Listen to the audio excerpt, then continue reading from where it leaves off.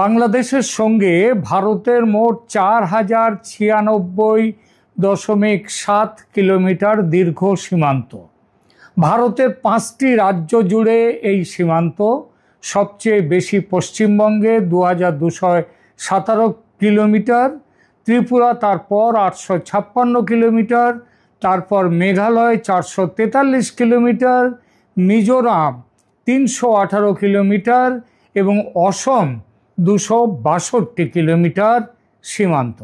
এই দীর্ঘ সীমান্ত জুড়ে ভারতীয় সেনাবাহিনী এবং সীমান্ত নিরাপত্তা বাহিনীর বিস্তৃত নেটওয়ার্ক অনেক আগে থেকেই আছে।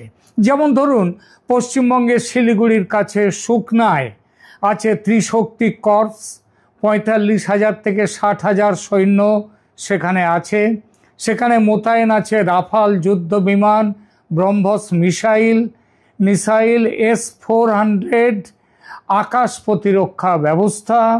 পশ্চিমবঙ্গের পানাগড়ে আছে ব্রহ্মাস্ত্র কর্পস, অসমের তেজপুরে আছে গজরাজ কর্পস, শিলচরে বাংলাদেশ সীমান্ত থেকে মাত্র 80 কিলোমিটার দূরে আছে মাসিমপুর সেনা ছাউনি। এছাড়া ত্রিপুরায় বিমান ঘাঁটি সেনা ছাউনি আছে। বাংলাদেশের সীমান্ত লাগোয়া সব কয়টি ভারতীয় রাজ্যেই আছে সেনা ঘাঁটি, সেনা ছাউনি। আর এই সব কিছুর ওপর আছে পূর্ব সীমান্তে ভারতের সেনা হেডকোয়ার্টার বিজয় দুর্গ বা কলকাতার ফোর্ট উইলিয়াম। তবে এমন শক্তপোক্ত যে প্রতিরক্ষা ব্যবস্থা, সেটা যে বাংলাদেশকে নজরে রেখে তৈরি করেছে ভারত তা নয়। বাংলাদেশ যখন পূর্ব পাকিস্তান, তখন পাকিস্তানকে নজরে রেখে কিছু প্রতিরক্ষা ব্যবস্থা তৈরি করেছিল বটে ভারত। তবে পাকিস্তানের সঙ্গে যত না, তার থেকে বেশি নজরে ছিল চীন। চীনের সম্প্রসারণবাদী চরিত্রের মোকাবিলা করাটাও ভারতের লক্ষ্য ছিল। এরপর 71-এ বাংলাদেশ রাষ্ট্র গঠনের পর ভারতের উত্তর পূর্বের প্রতিরক্ষা ব্যবস্থা পুরোটাই তৈরি হয়েছে চীনের ভূমিকা মাথায় রেখে। জন্মের পর বেশ কিছু বছর আওয়ামী লীগ ছাড়াও অন্যান্য দল এবং রাজনৈতিক শক্তির অধীনে থেকেছে বাংলাদেশ। অন্তর্বর্তী সরকার, কেয়ারটেকার সরকার, সামরিক সরকার সব থেকেছে। সম্পর্কে তিক্ততা যে আসেনি তা নয়, সবসময় সম্পর্ক মধুরও ছিল না। কিন্তু আজকের মতো পরিস্থিতি, এই রকম যুদ্ধ পরিস্থিতি তৈরি হয়নি কখনো। আর নেপাল, ভুটান ও মায়ানমারের সঙ্গেও ভারতের স্থল সীমান্ত আছে বটে, তবে সেখানেও যুদ্ধের সম্ভাবনা তৈরি হয়নি কখনো। সুতরাং উত্তর পূর্বে ভারতের প্রতিরক্ষা ব্যবস্থার পুরোটাই ছিল এবং আজ ছিল এতদিন চীনকে মাথায় রেখে করা। কিন্তু বাংলাদেশের পরিস্থিতির পরিবর্তন হয়েছে। গত বছর শেখ হাসিনা সরকারের বিরুদ্ধে আন্দোলন যতটা ছিল শেখ হাসিনার বিরুদ্ধে, ততটা না হলেও তার কাছাকাছি ছিল সেখানে ভারত বিরোধিতা।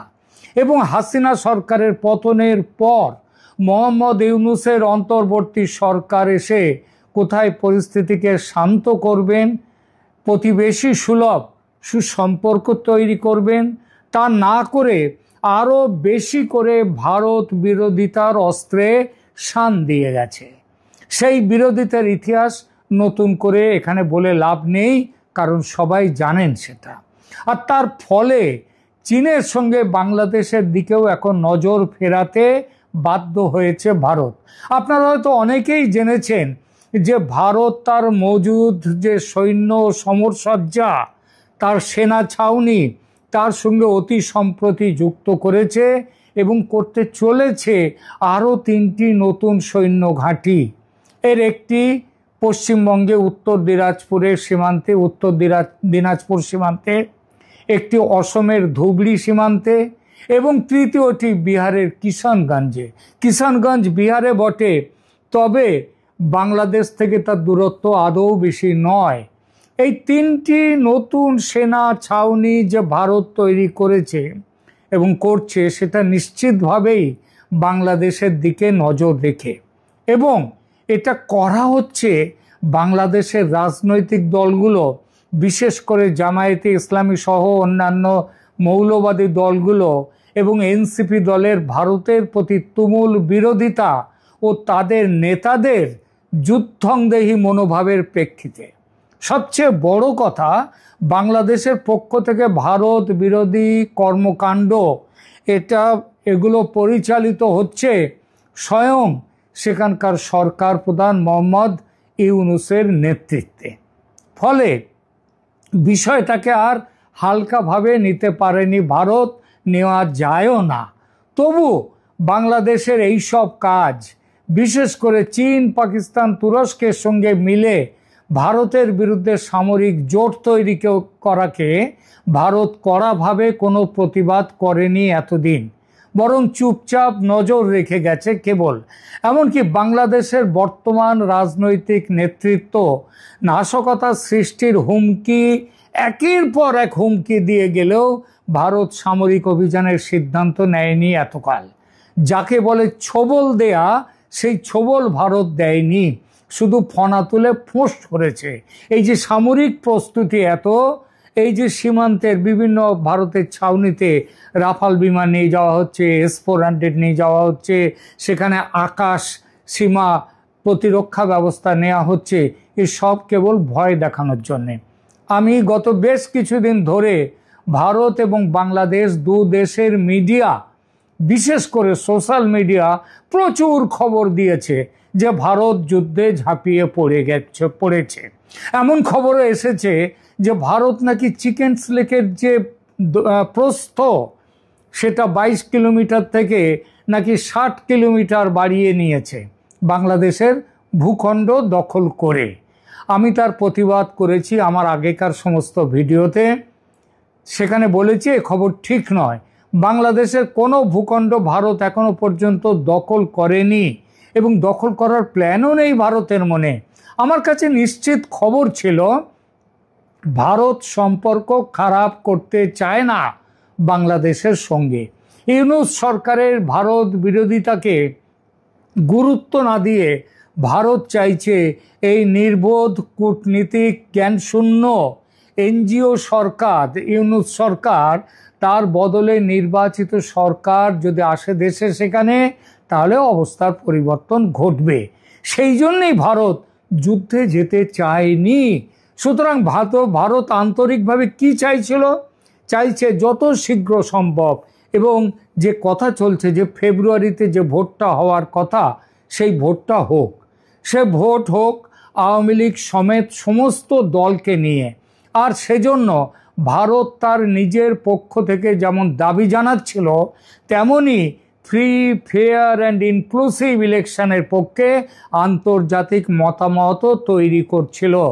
আমার এই চ্যানেলে এ বিষয়ে ভারত কিভাবে তারা একটা পেপার তৈরি করে, একটা ডসিয়ার তৈরি করে সারা পৃথিবীতে বিভিন্ন আন্তর্জাতিক মহলকে দিয়েছে, সরকারের সাথে যোগাযোগ করেছে, সেই ব্যাপারটি আমি জানিয়েছি। এবং তারই ফলে আজকে পশ্চিমা দেশগুলো, গণতান্ত্রিক দেশ পৃথিবীর এবং আমেরিকা পর্যন্ত তার অবস্থান পাল্টে ফেলেছে। পাল্টে এখন চাইছে যে ভোট হোক বাংলাদেশে ফেব্রুয়ারিতেই, এবং সেখানে আওয়ামী লীগ তাতে অংশ নেওয়ার জন্য আওয়ামী লীগকে নেওয়া হোক, তাকে তার উপর থেকে নিষেধাজ্ঞা তুলে নেওয়া হোক। এই চেষ্টার প্রেক্ষিতেই আমি বারবার বলেছি ভারত যুদ্ধে যাবে না, যেতে চায় না, অপেক্ষা করবে এখন। কারণ অভিযানে নামলে নির্বাচন হবে না, ইউনূস ক্ষমতায় থেকে যাওয়ার একটা অজুহাত খুঁজে পাবে। ফেব্রুয়ারিতে নির্বাচন করতে গেলে তার নোটিফিকেশান নভেম্বরের শেষ সপ্তাহে বা খুব দেরি হলে ডিসেম্বরের প্রথম সপ্তাহে দিতে হবে। অর্থাৎ মাঝখানে তো মাত্র কয়েকটা দিন, একটু সহ্য করা যাক। কিন্তু গোয়েন্দা সূত্রে ভারত খবর পেয়েছে, ভারত সরকার, যে ফেব্রুয়ারিতে নির্বাচন হচ্ছে না। জুলাই সনদ গ্রহণের জন্য গণভোটের দাবি তুলেছে এনসিপি, এবং তার পেছনে জামাতও তার পেছনে মদত দিয়ে যাচ্ছে। তারা চাইছে আগে হোক গণভোট, তারপর হবে সংসদের ভোট। আর বিএনপি চাইছে, অবশ্য বিএনপির চাওয়াতে বড় কিছু নয়, তারা যে কোন নেতা কখন কি বলে তার কোনো ঠিক নেই। তারা যদি দুদিন পরে বলে যে ঠিক আছে তাই হোক, হোক তো আগে গণভোট, এমনও বলতে পারে তারা। সুতরাং বিএনপি, তাহলেও বিএনপি এখনো পর্যন্ত বলছে যে না, গণভোট এবং সংসদের ভোট একসাথে হোক। কিন্তু ওই যে বললাম, এনসিপি, জামাত, ইসলামী দলগুলো তারা চাইছে জুলাই সনদ দিয়ে আগে পাকা করা হোক, প্রেসিডেন্টকে তাড়িয়ে দেয়া হোক, নতুন সরকার, নতুন প্রেসিডেন্ট হন মোহাম্মদ ইউনূস, এবং তারপরে হবে, আগে হবে গণভোট, এই গণভোটের পরে এটা হবে, তারপরে হবে কি সংসদের ভোট। এটা চাইছে এনসিপি, জামাত, তার সঙ্গীরা। শুধু তারা চাইছে এমন নয়, চাইছেন যে এটা চাইছেন স্বয়ং মোহাম্মদ ইউনূস। তিনিও চাইছেন যে তিনি রাষ্ট্রপতি হয়ে থাকবেন ক্ষমতায়। তিনি তার অবৈধ দখলদার সরকার চালিয়ে নিয়ে যেতে চান দীর্ঘ সময়, যদি গণভোট নাও হয়। যতদিন না দেশটা পুরোপুরি গণপ্রজাতন্ত্রী দেশ থেকে ইরান, আফগানিস্তানের মতো ইসলামী দেশ না হয়ে ওঠে, ততদিন তিনি প্রধান উপদেষ্টা কিংবা প্রধান দায়িত্ব শাসক হিসেবে থাকতে চান। এই জন্যে তার প্ল্যানটা কি? তার প্ল্যান হচ্ছে সীমান্তে ইচ্ছা করে ছোটোখাটো সংঘর্ষ তৈরি করতে হবে। সেটা তিনি করতে চান কাকে দিয়ে? বিভিন্নভাবে সেটা করা যায়।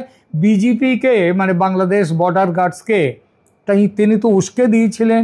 সেই সময় সেনাপ্রধান ওয়াকারুজ্জামান বিজিবিকে সাবধান করে দিয়েছিল, পিছিয়ে টেনে নিয়েছিল।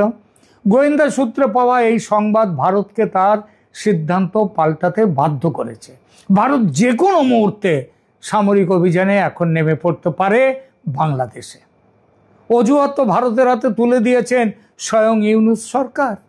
বাংলাদেশের মানচিত্রে ভারতের 7 সিস্টার্স, পশ্চিমবঙ্গ, ঝাড়খণ্ড, ওড়িশার একটা অঞ্চল জুড়ে greater Islamic Republic of Bangladesh তৈরির পরিকল্পনা ভারতের সার্বভৌমত্বের জন্য হুমকি। আর এই হুমকি দিচ্ছেন কে? স্বয়ং মোহাম্মদ ইউনূস। এই কারণে ভারত যদি অভিযানের নামে বাংলাদেশে, সেটা আন্তর্জাতিক কানুনের বিরুদ্ধে যায় না। দেশের সার্বভৌমত্ব রক্ষায় সামরিক ব্যবস্থা গ্রহণকে আন্তর্জাতিক আইন মান্যতা দেয়।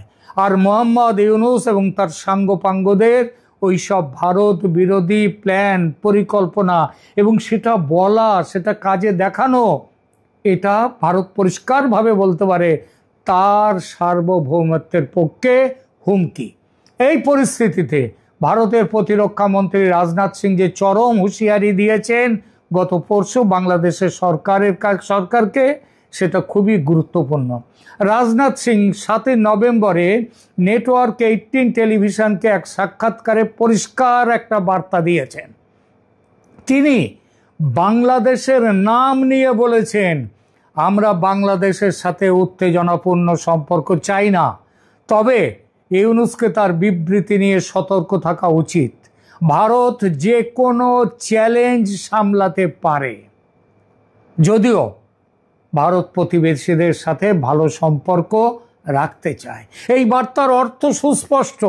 ভারত ইউনূসের নানান সময়ে করা 7 সিস্টার্স নিয়ে বক্তব্য, সীমান্তে গোলমাল তৈরি করতে বিজিবিকে উস্কানি দেয়া, গ্রেটার বাংলাদেশ মানচিত্রে ভারতের বড়সড় অংশকে নিজেদের বলে দাবি করা, পাকিস্তানের সঙ্গে সামরিক সম্পর্ক জোরদার করা, সন্ত্রাসী সংগঠনগুলোকে মদত দেয়া, এসবকে ভারত সরকার সরাসরি নিরাপত্তা হুমকি হিসেবে দেখছে।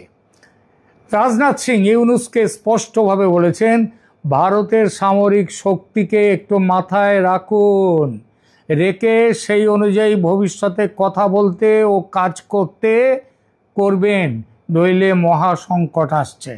কিন্তু ইউনূস তো ভারতীয় পুরাণের সেই ভস্মাসুর শিবের কাছ থেকে বর পেয়েছিলেন যে তিনি যার মাথায় হাত রাখবেন, যাকে মাথায় হাত রাখবেন তার মৃত্যু হবে। সবাই গেলেন শিবের কাছে, যে এর মৃত্যু হবে কি করে? তখন বললেন শিব যে ও যখন ভস্মাসুরকে ডেকে বললেন, তুমি তোমার মাথায় হাত দাও তো। ভস্মাসুর নিজের মাথায় হাত দিল এবং ভস্ম হয়ে গেল, তার মৃত্যু হলো। এইভাবে সে নিজের মাথায় হাত দিয়ে নিজের মরণ ডেকে এনেছিল। যে মরতে চায় তাকে কে বাঁচাবে? ইউনূস সেই একই পথ নিয়েছেন। ভারত তো নিমিত্ত মাত্র।